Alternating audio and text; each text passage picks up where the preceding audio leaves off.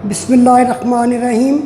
अस्सलाम वालेकुम dear students, मुझे उम्मीद है कि आप सब खैरियत से होंगे।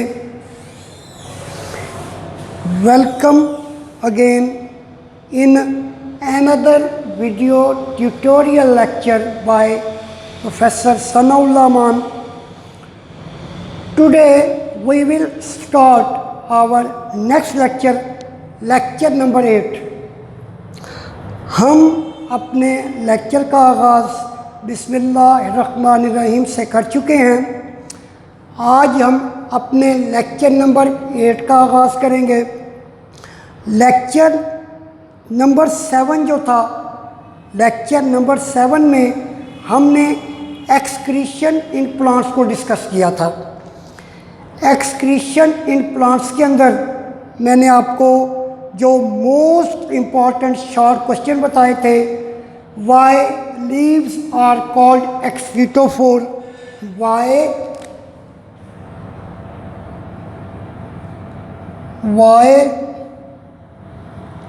Leaves are called excretophore. ये मैंने आपको मोस्ट इम्पॉर्टेंट शॉर्ट क्वेश्चन बताया था। इसके अलावा जो दूसरा मैंने शॉर्ट क्वेश्चन आपको बताया था लेक्चर नंबर 7 में, एक्सक्रीशन इन प्लांट्स के अंदर, व्हाट आर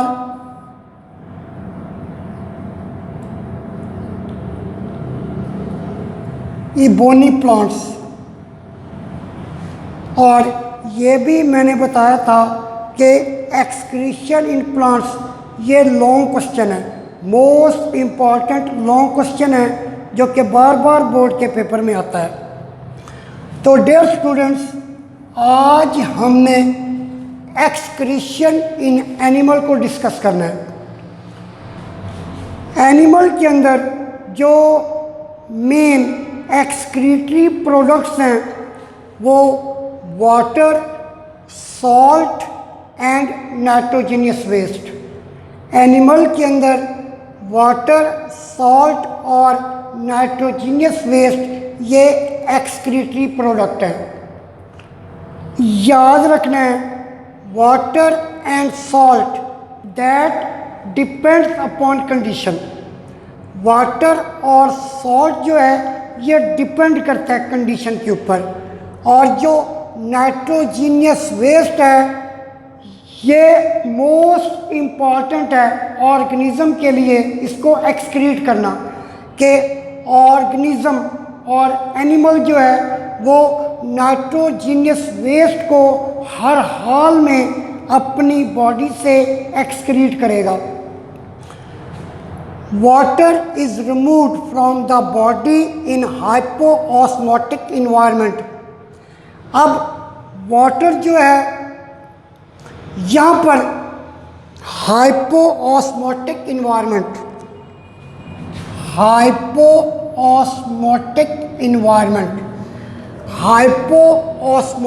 इन्वायरमेंट का मतलब है hypotonic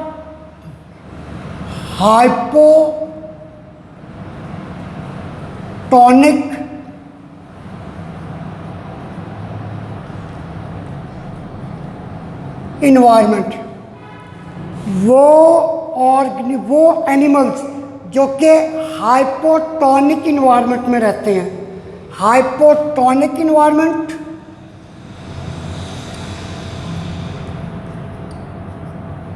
fresh water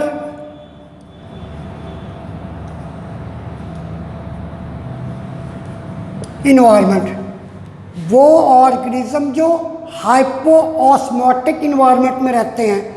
हाइपोऑस्मोटिक means hypotonic environment, hypotonic environment mean fresh water environment. वो एनिमल जो फ्रेश वाटर जो फ्रेश वाटर इन्वायरमेंट में रहते हैं, उनका जो एक्सक्रीटरी प्रोडक्ट है वो वाटर है। यानी वो एनिमल जो हाइपोटोनिक इन्वायरमेंट में रहते हैं या फ्रेश वाटर इन्वायरमेंट में रहते हैं, उनकी बॉडी से जो वाटर है वो हाइपोटोनिक इन्वायरमेंट में रिलीज़ होता है। तो इस तरह से वो एनिमल जो फ्रेश वाटर इन्वायरमेंट में रहते हैं, उनकी बॉडी से जो वाटर बाहर निकलता है वो वाटर उनके लिए एक्सक्रीटरी प्रोडक्ट है। Similarly salts are removed from the body in hypertonic environment। Dear students, अब यहाँ पर हाइपरटोनिक इन्वायरमेंट है। हाइपरटोनिक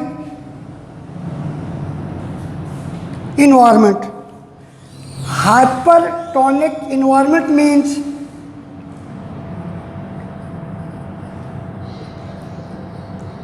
hypertonic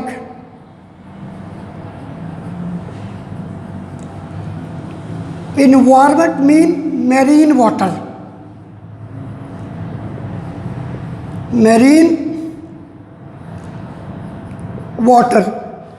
अब वो एनिमल्स जो हाइपरटोनिक इन्वायरमेंट में रहते हैं या मेरीन वाटर में रहते हैं, उनकी बॉडी से जो सॉल्ट है वो हाइपरटोनिक इन्वायरमेंट में रिलीज होता है। इस तरह वो एनिमल जो हाइपरटोनिक इन्वायरमेंट में रहते हैं, उनकी बॉडी से जो सॉल्ट बाहर निकलता है, तो सॉल्ट उनके लिए एक्सक्रीटरी प्रोडक्ट है।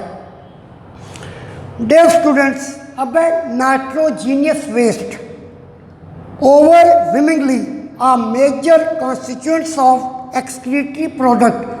overwhelmingly सबसे ज़्यादा।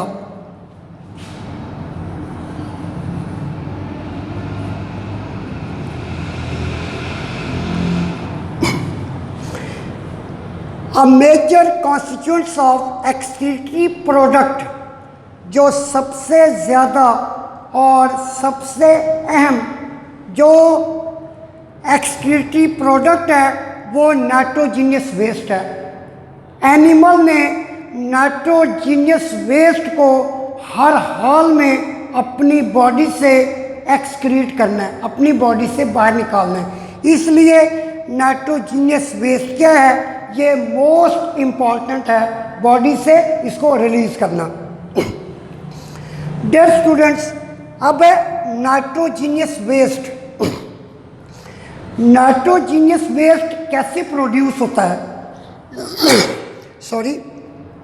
नाइट्रोजीनियस वेस्ट बॉडी में कैसे प्रोड्यूस होता है? प्रोडक्शन कैसे बनता है? Catabolism of amino acid release amino group deamination. Body के सेल्स के अंदर जब अमाइनो एसिड का मेटाबॉलिज्म होगा, यानी अमाइनो एसिड का कैटाबॉलिज्म होगा, कैटाबॉलिज्म ब्रेकडाउन। अब ये अमाइनो एसिड का जनरल फार्मूला है।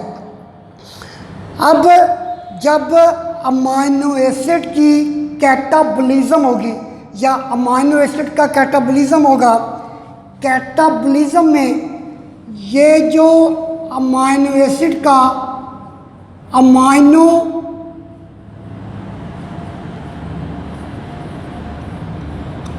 ग्रुप है, ये अमाइनो ग्रुप अमाइनो एसिड से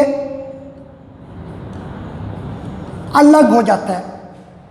जब सेल के अंदर अमाइनो एसिड का कैटाबॉलिज्म होगा, उस कैटाबॉलिज्म से अमाइनो ग्रुप अमाइनो एसिड से अलग हो जाएगा। इस प्रोसेस को हम डीअमाइनेशन कहते हैं। और ये मोस्ट इम्पॉर्टेंट शॉर्ट क्वेश्चन है, मोस्ट इम्पॉर्टेंट शॉर्ट क्वेश्चन है ये, मोस्ट इम्पॉर्टेंट शॉर्ट क्वेश्चन है ये। व्हाट इज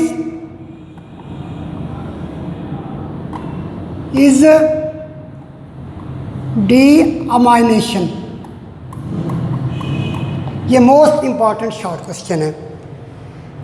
जब अमाइनो एसिड का कैटाबॉलिज्म होता है, तो कैटाबॉलिज्म से जो अमाइनो ग्रुप है ये अमाइनो एसिड से अलग हो जाता है। इस प्रोसेस को हम डीअमाइनेशन कहते हैं।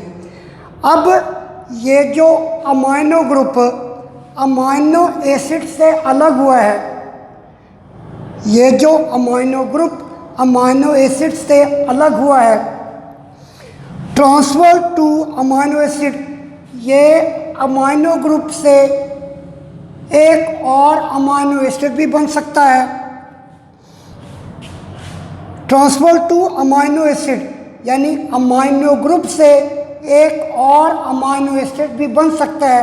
हम इसे कहेंगे रीयूज, के अमाइनो ग्रुप दोबारा इस्तेमाल हो गया एक और अमाइनो एसिड को बनाने में, या रिमूव्ड, या फिर ये जो अमाइनो ग्रुप है ये बॉडी से रिमूव हो जाएगा, एक्सक्रीट हो जाएगा। डियर स्टूडेंट्स, अब हम एक्सक्रीशन, अगर अमाइनो ग्रुप दोबारा किसी और अमाइनो एसिड को नहीं बनाता, amino group not reuse for recycling, के अमाइनो ग्रुप दोबारा किसी और अमाइनो एसिड को नहीं बनाता, are essentially dissolve in water. अब ये जो अमाइनो ग्रुप है, ये अमाइनो ग्रुप ब्लड के अंदर जो प्लाज्मा है उस प्लाज्मा में डिसॉल्व हो जाता है, प्लाज्मा में वाटर है। As we know that plasma is the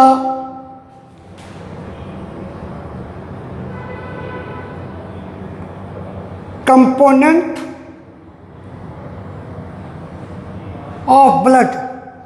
आपने फर्स्ट ईयर में 14 चैप्टर पढ़ा होगा, उसके अंदर प्लाज्मा का जिक्र है, प्लाज्मा को डिस्कस किया गया है। प्लाज्मा जो है ये ब्लड का कंपोनेंट है and plasma is composed of 90% water. Plasma के अंदर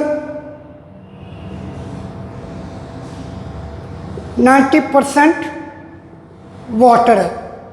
अगर अमाइनो ग्रुप से कोई और अमाइनो एसिड नहीं बना, यानी वो जो अमाइनो ग्रुप है वो दोबारा इस्तेमाल नहीं हुआ किसी भी चीज़ को बनाने में, यानी अमाइनो एसिड को बनाने में, अब वो अमाइनो ग्रुप ब्लड के अंदर जो प्लाज्मा है उस प्लाज्मा में डिसॉल्व हो जाता है, यानी उस प्लाज्मा के वाटर में डिसॉल्व हो जाता है एंड एक्सक्रीटेड, और ये बॉडी से एक्सक्रीट हो जाता है। अगर ये बॉडी से एक्सक्रीट नहीं होगा तो अल्टीमेटली प्लाज्मा के अंदर इस अमाइनो ग्रुप की मिकदार बढ़ेगी। जैसे ही अमाइनो ग्रुप की मिकदार ब्लड के अंदर बढ़ेगी तो जो प्लाज्मा है ये टॉक्सिक हो जाएगा, यानी प्लाज्मा बहुत ही जहरीला हो जाएगा, बहुत ही जहरीला हो जाएगा और वो नुकसानदेह है। टू अवॉइड राइजिंग प्लाज्मा, और इसका बॉडी से निकलना बहुत ज़रूरी है। अगर बॉडी से नहीं निकलेगा तो अल्टीमेटली प्लाज्मा के अंदर इसका लेवल बढ़ जाएगा। जैसे ही लेवल बढ़ेगा तो प्लाज्मा बहुत ज़्यादा टॉक्सिक हो जाएगा ड्यू टू अमाइनो ग्रुप। उस अमाइनो ग्रुप की वजह से प्लाज्मा बहुत ही टॉक्सिक हो जाएगा।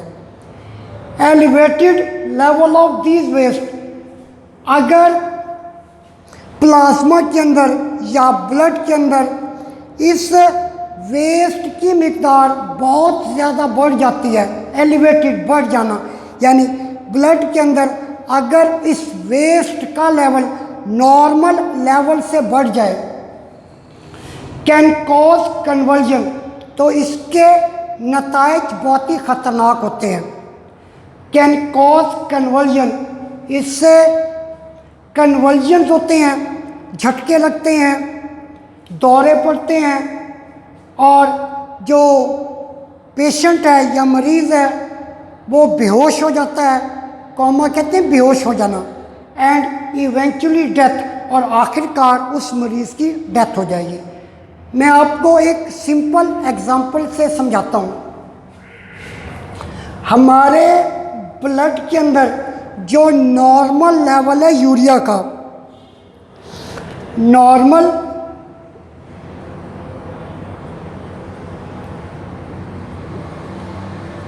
लेवल ऑफ यूरिया, हमारे ब्लड के अंदर जो नॉर्मल लेवल है यूरिया का वो है 20 to 40 मिलीग्राम पर डेसीलीटर। यूरिया क्या है? ये एक एक्सक्रीटरी प्रोडक्ट है। और फिर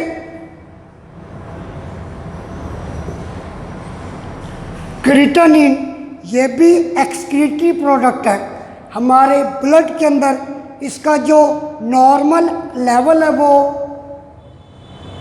0.1 से लेकर 1.1 मिलीग्राम पर डेसीलीटर। अब जैसे ही ब्लड के अंदर यूरिया का लेवल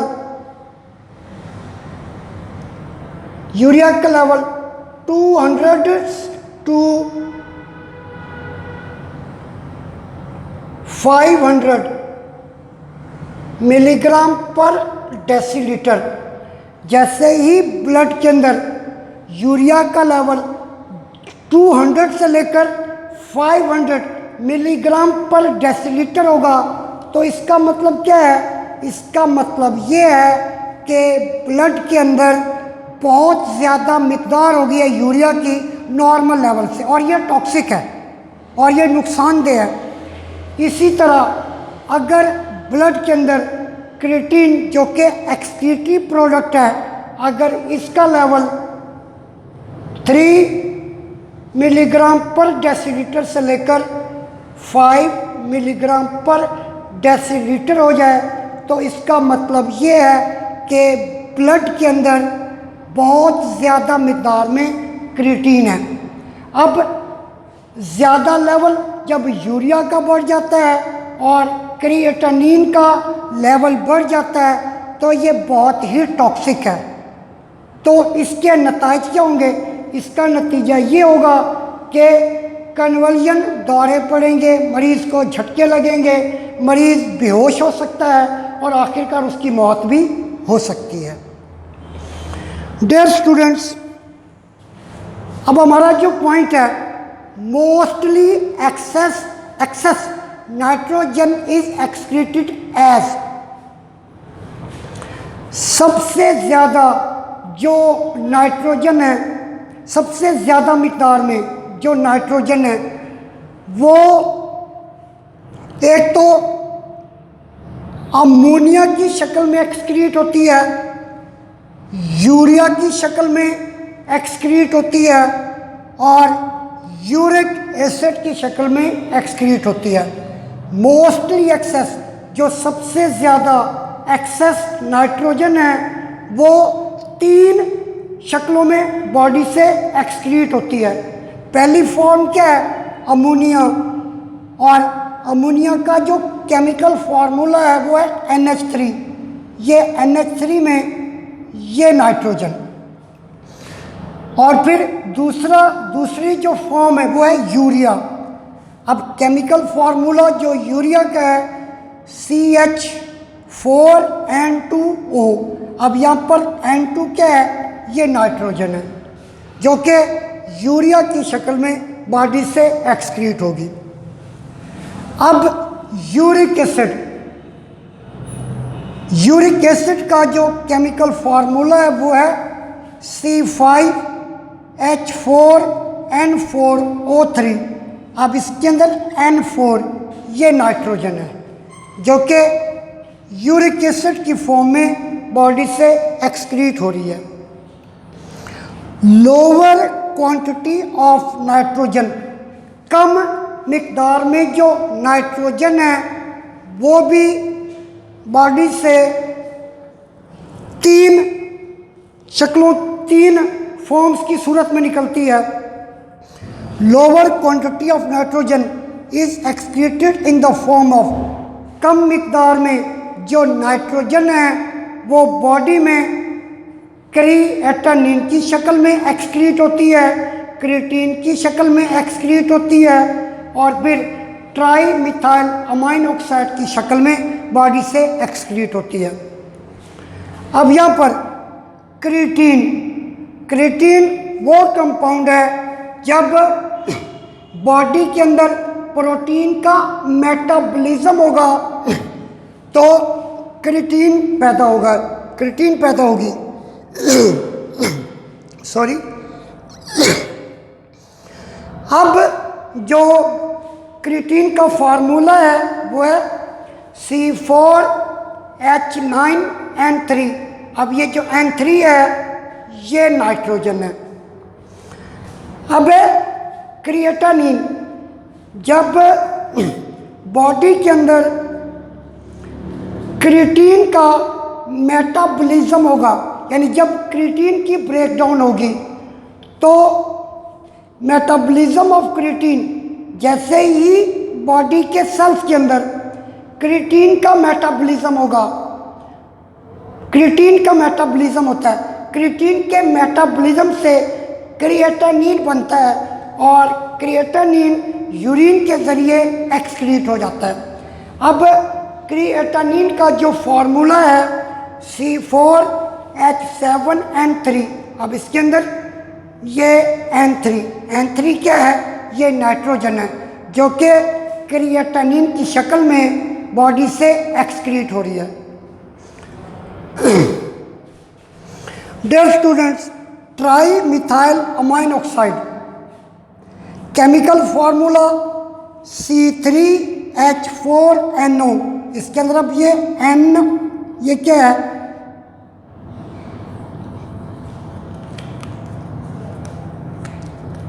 C4H9NO। अब इसके अंदर ये नाइट्रोजन है जो कि ट्राईमिथाइल अमाइन ऑक्साइड की फॉर्म में बॉडी से एक्सक्रीट हो रही है इन अ वेरी स्मॉल क्वांटिटी, बहुत ही कम मिकदार में। यहाँ पर क्या है, लोअर क्वांटिटी, कम मिकदार में, इन वेरी स्मॉल क्वांटिटी, बहुत ही कम मिकदार में जो नाइट्रोजन है वो भी 3 फॉर्म्स की सूरत में बॉडी से एक्सक्रीट होती है इन 2 फॉर्म्स, इन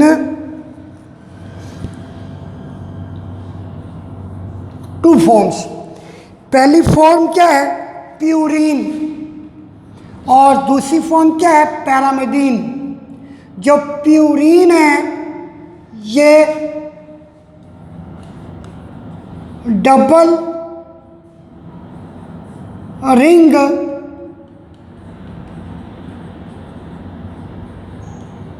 नाइट्रोजीनियस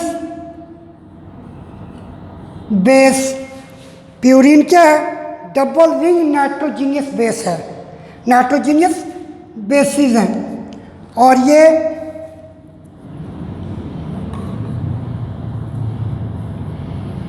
एडेनिन और गुआनिन, ये डबल रिंग नाइट्रोजीनियस बेस हैं। और पैरामिडीन ये सिंगल रिंग नाइट्रोजीनियस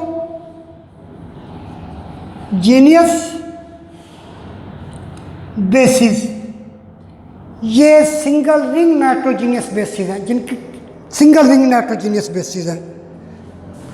और सिंगल रिंग नाइट्रोजीनियस बेसिस में से यूरासिल जो कि आरएनए में होगी,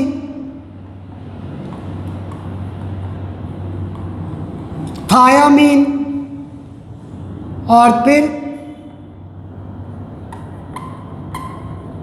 साइटोसिन, ये सिंगल रिंग नाइट्रोजीनियस बेसिस हैं।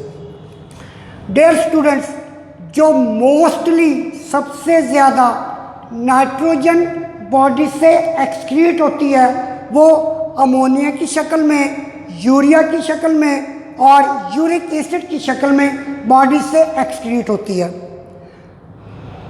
नाइट्रोजन जो कि कम मिकदार में बॉडी से एक्सक्रीट होती है वो क्रिएटिनिन की फॉर्म में, क्रिएटिन की फॉर्म में, ट्राई मिथाइल अमाइन ऑक्साइड की फॉर्म में और बहुत ही कम मिकदार में जो नाइट्रोजन एक्सक्रीट होती है वो प्यूरिन की फॉर्म में और पैरामिडिन की फॉर्म में बॉडी से एक्सक्रीट होती है।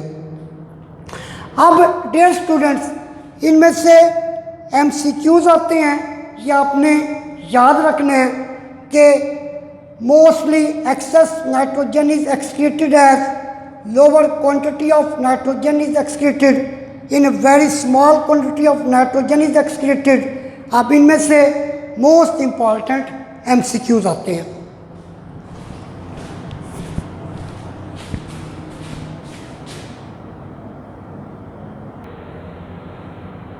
डियर स्टूडेंट्स, अब है metabolism of purines and पैरामिडिन्स।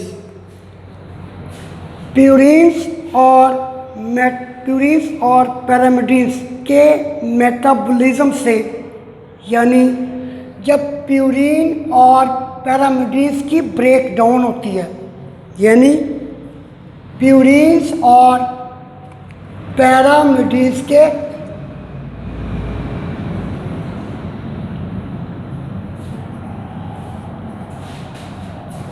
Metabolism, purines and pyrimidines single ring nitrogenous base और डबल रिंग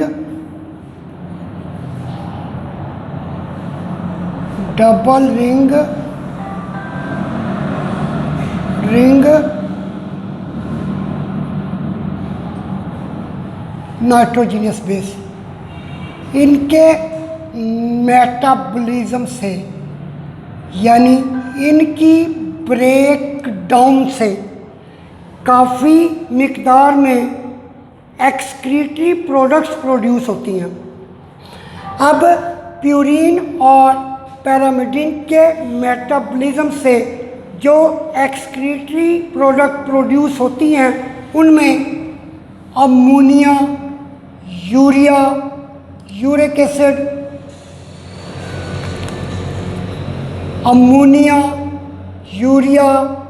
यूरिक एसिड, हाइपोजेंथीन के अगर फार्मूले को देखा जाए तो इसके अंदर N4 ये नाइट्रोजन, जेंथीन, अगर जेंथीन के केमिकल फार्मूले को देखा जाए तो N4 अलंटोइन के अगर केमिकल फार्मूले को देखा जाए तो N4 नाइट्रोजन, ये एक्सक्रीटरी प्रोडक्ट है। यानी जब बॉडी के अंदर प्यूरिन्स और पैरामिडिन्स का मेटाबॉलिज्म होगा तो काफ़ी मिकदार में एक्सक्रीटरी प्रोडक्ट प्रोड्यूस होती हैं।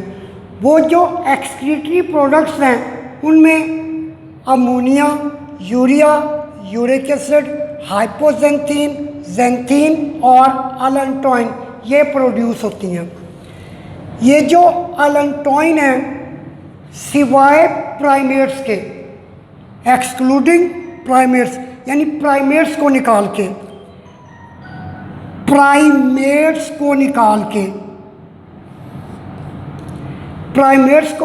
के जितने भी मैमल हैं उनके अंदर अलंटोइन क्या है, एक्सक्रीटरी प्रोडक्ट है। लेकिन जो प्राइमेट्स हैं उनके अंदर अलंटोइन एक्सक्रीटरी प्रोडक्ट नहीं है। Allantoin is involve in the formation of umbilical cord, उनमें अम्बिलिकल कॉर्ड बनती है। अब प्राइमेट्स में कौन कौन से एनिमल आते हैं? ह्यूमन, एप्स, और monkeys। प्राइमेट्स में इंसान शामिल है, एप्स बिन मानिस, monkeys बंदर और गोरिल्ला, ये प्राइमेट्स हैं। यानी गोरिल्ला में, ह्यूमन में, एप्स में और monkeys के अंदर जो अलेंटोइन है ये एक्सक्रीटरी प्रोडक्ट नहीं है। इसके अलावा जितने भी मैमल्स हैं उनके अंदर अलेंटोइन एक्सक्रीटरी प्रोडक्ट है। डियर स्टूडेंट्स, मैंने आपको बताया था कि इनमें से एमसीक्यूज़ आते हैं, जैसा कि यहाँ पर एक एमसीक्यूज़ है, which of the following is not produce after catabolism of purine and pyrimidine. इनमें से वो कौन सी एक्सक्रीटरी प्रोडक्ट है जो कि प्यूरिन और पैरामिडीन के मेटाबॉलिज्म से प्रोड्यूस नहीं होती। अब प्यूरिन और पैरामिडीन के मेटाबॉलिज्म से अलेंटोइन भी प्रोड्यूस होती है, हाइपोजेंथीन भी प्रोड्यूस होती है और यूरिया भी प्रोड्यूस होता है, जबकि क्रिएटिनिन या क्रिएटिन जो है ये प्यूरिन और पैरामिडीन के मेटाबॉलिज्म से प्रोड्यूस नहीं होती। तो इसका जो आंसर है वो क्या होगा? Answer D, delta. Delta creatine. तो इस तरह के जो है ये एमसीक्यूज इसमें से आते हैं। आपने इसको याद करना है और ख़ास तौर पर जो शॉर्ट क्वेश्चन बन सकते हैं, mostly excess nitrogen is excreted as, यहाँ से शॉर्ट क्वेश्चन बन सकता है, lower quantity of nitrogen is excreted in the form of, ये भी शॉर्ट क्वेश्चन बन सकता है, in very small quantity of nitrogen is excreted in the form of, ये भी शॉर्ट क्वेश्चन बन सकता है। इसी तरह metabolism of purine and pyrimidine से भी शॉर्ट क्वेश्चन बन सकता है। और मोस्ट इम्पॉर्टेंट इनमें से एमसीक्यूज़ हैं, जैसा कि मैंने यहाँ पर ये एमसीक्यूज़ बनाया है। डियर स्टूडेंट्स, मुझे उम्मीद है कि आज का लेक्चर आपको समझ आ गया होगा। इंशाअल्लाह ताला अगले लेक्चर में मुलाकात होगी। अल्लाह हाफिज़।